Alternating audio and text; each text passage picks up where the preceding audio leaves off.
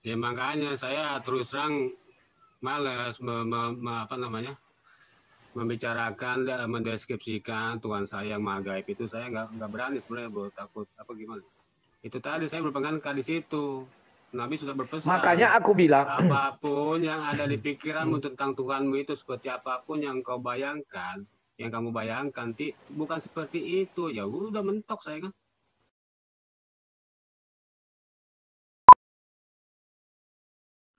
Ya, kalau Pak selamat Jul ini, malam Bro Rudi. Apa kabar? siap, malam, lama tak jumpa ini, kemana aja selama? Iya nih, ada aja lah. Oke, mantap. Gimana Pak Jul mau bertanya atau mau menjelaskan andai kata Tuhan Pak Jul hadir sekarang, bagaimana Pak Jul mengenali itu Tuhan Pak Jul?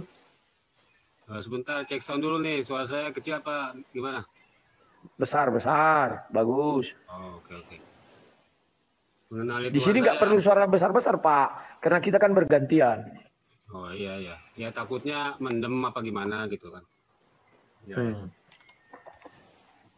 Jadi, apa tadi pertanyaannya tolong diulang. Andai kata saat ini Tuhan Bapak datang, bagaimana Bapak mengenal itu Tuhan Bapak? Atau andai kata Rasulullah saat ini hadir, datang, hari kiamat lah. Bagaimana Bapak bisa melihat dia itu Rasulullah? Atau gimana lah? Ya, begini ya bro ya. Yang pertama, Rasulullah Shallallahu Alaihi Wasallam itu tidak bisa diserupai oleh makhluk apapun ya, malaikat jin sekalipun ya, itu kelebihan beliau. Terus kalau misalnya misalnya ini begini, saya dengar juga ada beberapa cerita kaum muslim ya, beberapa muslim, beliau dalam ada yang bilang dalam mimpinya, ada yang bilang posisi tersadar berjumpa dengan Rasulullah. Ada yang cerita begitu. Saya ya percaya nggak percaya karena saya belum ngalamin kan gitu. Tapi Bilang kalau sama dia Pak, kalau dia bercerita berjumpa dengan Rasulullah, pembohong kau bilang. Bagaimana dia mengetahui itu Rasulullah? ya begini, ini kan cerita orang, saya kan nyimak. Jadi beliau tuh orang itu melihat beliau tuh percaya, ya kan? Jangan-jangan Yesus, Yesus juga percaya. Iya, ya nggak tahu lah. Pokoknya kan, tapi kan itu Muslim, dia mengaku ketemu Rasulullah. Tapi kan kalau Yesus kan beda dong apanya. Mungkin. Berarti dia bisa menggambarkan Rasulullah, sementara dilarang menggambarkan. Pembohong itu semua Pak. Yang benar itu, pertama, kalau memang itu Rasulullah sesuai hadis, gigi depannya ompong, tanggal, patah. Akibat perang apa itu kan. Baru ada di sini bekas pedang yuk. Kan begitu ciri-ciri. Sama dengan Yesus, cirinya apa? Tangannya berlubang. Iya, itu kan giginya patah waktu dia berdakwah ke Taif tuh. Dilemparin Taif perang. batu Perang apa sama terjadi? orang-orang Dilempar sana. batu. Sehingga Nah itu berdarah-darah kan. cirinya yang pertama Bapak lihat. Nah sekarang kalau Allah Bapak datang, bagaimana Bapak mengenali Allah Bapak? Iya nggak bisa dong bro, Musa aja nggak sanggup melihat wajah Tuhannya, gimana mau saya? Aduh, pertanyaannya aneh-aneh ya. Nah itu dia. Enggak, dia nggak usah melihat wajahnya. Kan ibaratnya hadirlah Tuhan Bapak. Bapak merasakan kehadiran umat Islam, bisa nggak merasakan kehadiran Tuhannya?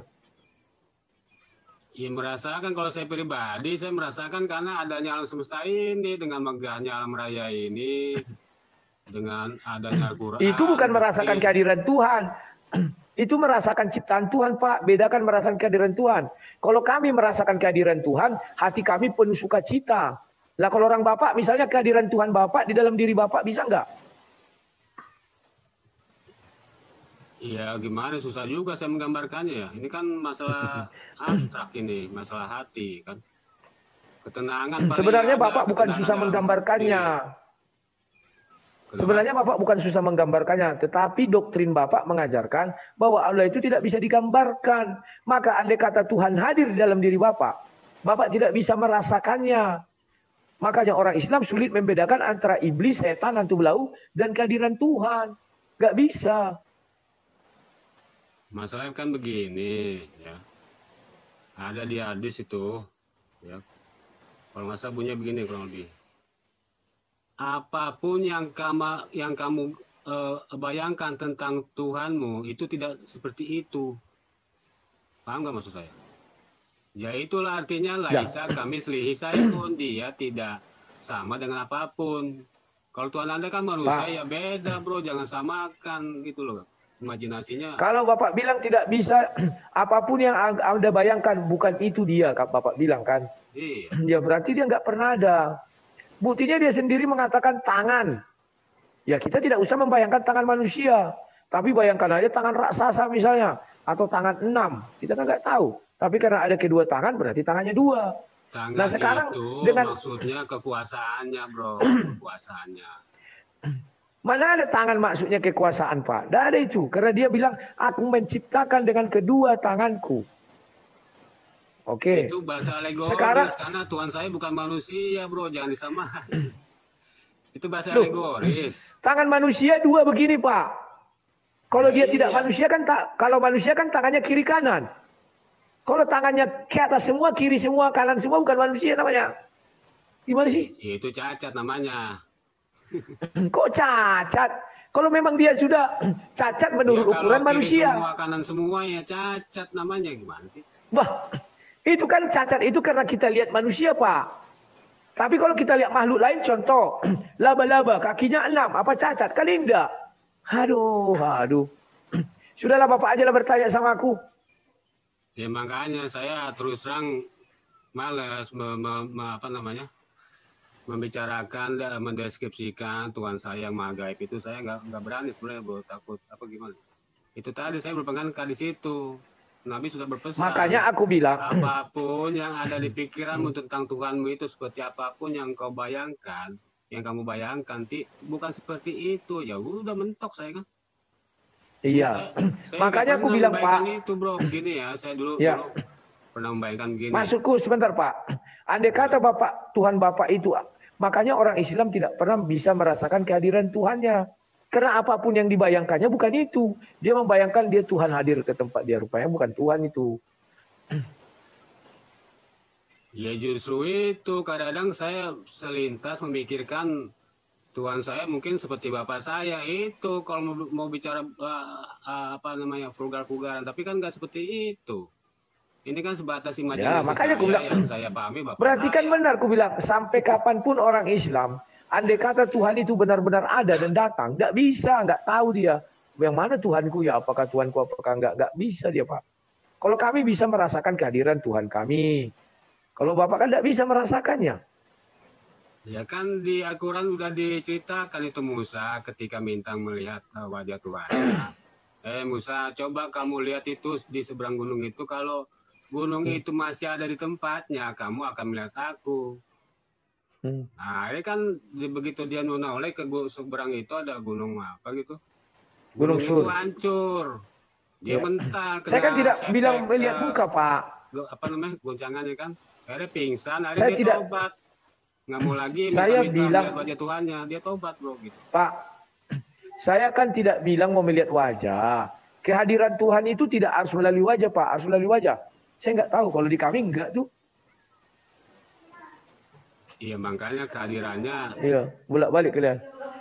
Seperti apa dulu, persepsinya harus sama dulu nih. Kehadirannya hadir dekat saya, bagaimana kan gitu. Apa berupa suara aja terdengar. Kayak itu kehadiran. Oke lah. Di hati Bapak lah, di hati Bapak bisa nggak Tuhan hadir? Tuhan Bapak bisa nggak hadir di hati Bapak? Ya bisa, kadang-kadang saya berdoa dalam hati, dikabulkan juga tuh. Karena Tuhan saya aku nggak nanya dikabulkan, Pak. Maha apa namanya? Maha mendengar itu. Aku nggak tanya dikabulkan. Yang kutanya, Bapak bisa nggak merasakan kehadiran Tuhan Bapak di dalam diri Bapak? Ya bisa. Contohnya seperti apa? Coba ceritakan kepada kami. Nah, itu yang saya sulit menggambarkan. Gitu loh. Karena terus terang aja baru kali ini saya ditanya seperti ini pertanyaannya. Ya, karena saya kan orangnya kritis. Makanya orang takut berdebat dengan saya. Masalah ini bro, masalah apa ya?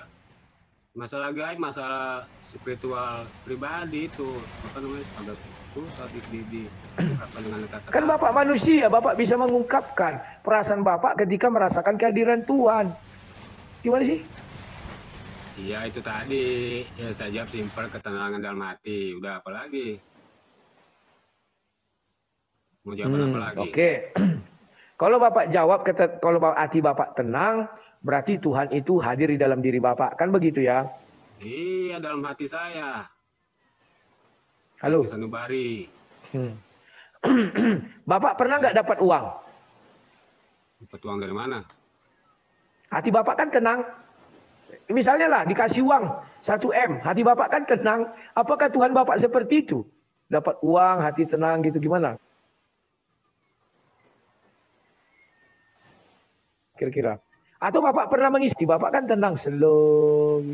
Gimana kira-kira? Ya kayak gitu saya pernah, masalah saya pernah tentang aja.